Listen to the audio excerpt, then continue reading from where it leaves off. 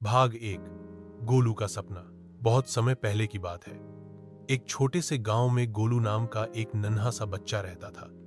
गोलू की उम्र 7 साल की थी और वो बहुत ही चुलबुला, हंसमुख और जिज्ञासु था। गोलू को सबसे ज्यादा कहानियां सुनना और अपने सपनों में जादुई दुनिया की सैर करना पसंद था।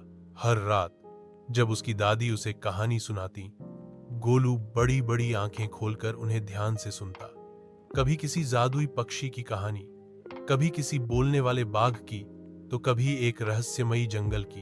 एक रात जब आसमान में तारे झिलमिला रहे थे और पूरा गांव मीठी नींद में सो रहा था, गोलू ने दादी से पूछा, दादी, क्या सच में कोई जादुई जंगल होता है? दादी ने मुस्कुराकर कहा, बिल्कुल होता है बेटा, बस उन तक पहुंचने का रास्ता सिर्फ सच्चे दिल और हिम्मती बच्चों को ही मिलता है। गोलू ने ठान लिया कि वो एक दिन उस जादुई जंगल को जरूर ढूंढ निकालेगा। भाग 2। रहस्यमयी पत्ता। अगले दिन गोलू गांव के बाहर खेलने गया। खेलते खेलते वो नदी के किनारे पहुंचा, जहां वो अक्सर तितलियों के पीछे दौड़ता था। उसी समय उसे एक चमचमाता हुआ हरा नीला पत्ता जमीन पर गिरा मिला। वो पत्ता आम पत्तों से बिल्कुल अलग था।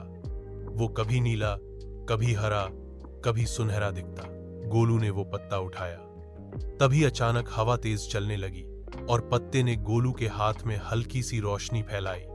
रोशनी में एक नक्शा उभर आया। नक्शे में दिख रहा था एक बड़ा सा पेड़, उसके नीचे एक दरवाजा और उसके पार एक जादुई जंगल। गोलू की आंखें चमक उठी। मैं इसे ढूंढ कर रहूंगा, गोलू बोला।